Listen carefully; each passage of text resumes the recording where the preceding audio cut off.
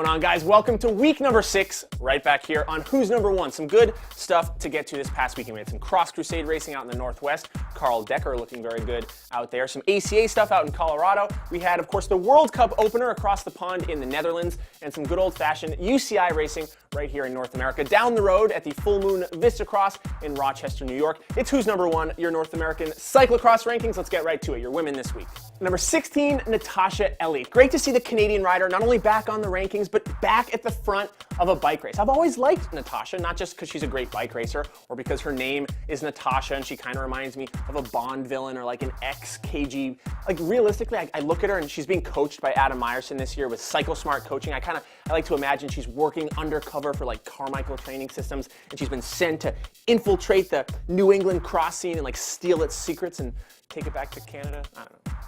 Number 12 this week, Mo Bruno Roy. Although before we talk about Mo, let's go ahead and bring in number 11 as well, Laura Van Gilder. These two, they went head-to-head this weekend. They've gone head-to-head this season. They've gone head-to-head for as long as I've been a cyclocross fan. And they are two of my favorite just arch nemesis cyclocross rivalries in the sport. We have New England's best with Mo Bruno Roy. We have the Mid-Atlantic's best with Laura Van Gilder, the strong, powerful sprinter against the lean climber, mud rider. Van Gilder getting the better of that battle this weekend with 2 wins in Rochester to Mo's 2 second places, but those two, awesome stuff. Look for more to come.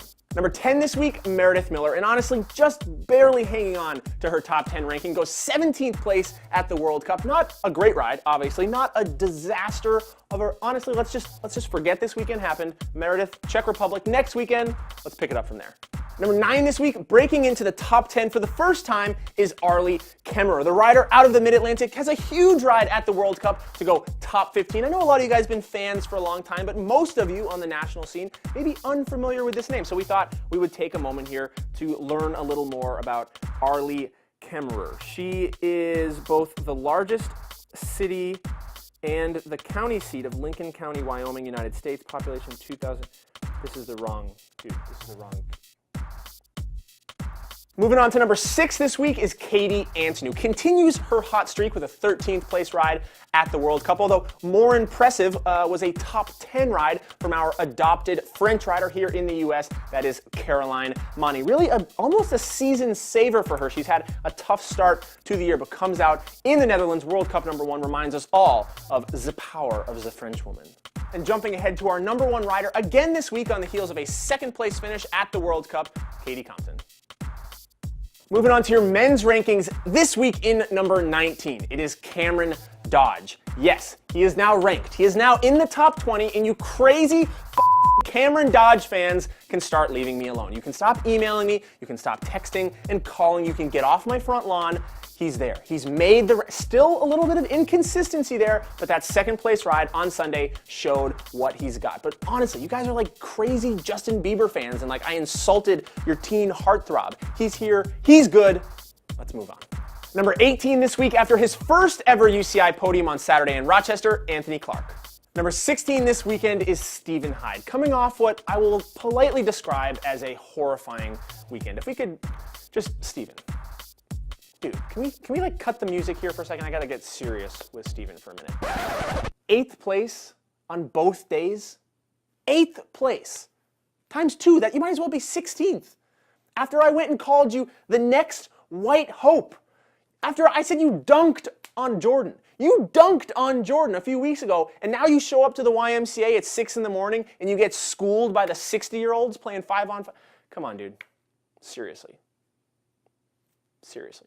Number 14 this week, Zach McDonald, starting to come around. Still nowhere near the front of the rankings where he belongs, but he is getting there. The fitness is getting close. The problem is the fitness not quite there. He keeps trying to make up for it with the handling skills and keeps crashing himself out of the race like he did on Sunday. Although Saturday showed us what he can maybe start to do with a 2nd place in Rochester, but getting close, getting very close.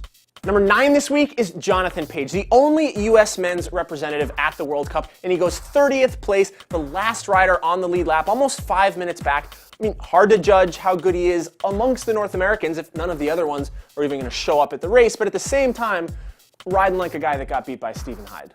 Number 6 this week, and one of the few North American riders I'm actually excited to talk about coming off of this past weekend, is the Canadian rider Raphael Gagne. He goes huge in Rochester, takes his first ever UCI win on Saturday, then comes out and does it all over again on Sunday. The problem with this guy is he's a mountain biker with a mountain bike contract, and we are not going to see him out there this season. So somebody with money in their pocket and a cyclocross team with their name on it, just give this kid a contract. Stu, looking at you, Stu, Cannondale, cyclocross world in the Northeast. You guys are losing one Canadian with a Magali Rochette going to the Lunatics team. Maybe put him on the Red Squad next year. Somebody. Meanwhile, no changes inside your top 5 as they did not race, but a little bit of drama still with your number 1 rider again this week, Jeremy Powers. He in fact crashed this weekend, went down pretty hard on a training ride, a lot of speculation. What happened? Someone said he was riding with no hands. I can in fact confirm that he was watching BTB TV on his, was it his phone? His iPhone? I think it was iPod. It was his iPod Touch, or I think you can watch videos on it might have been his iPod Nano. I think he was watching the videos and he went down. And actually got some pretty nasty bumps and bruises and scrapes while he was out there. So actually, can we bring that photo back up? Can we zoom in there on the top right? Yeah. Dude, what the part of your body is that? All right, guys, that is a wrap on this week's show. Just please don't watch this show while you're riding, unless you're riding the trainer. Don't watch it while you're driving. Just pull over. I know you guys see the tweets and that stuff while you're driving. When you see that the show is up, just go ahead, pull over, watch this show, watch the Monday show, the Wednesday show, watch all the other shows. We will see you next week with more shows. Thank you for joining us.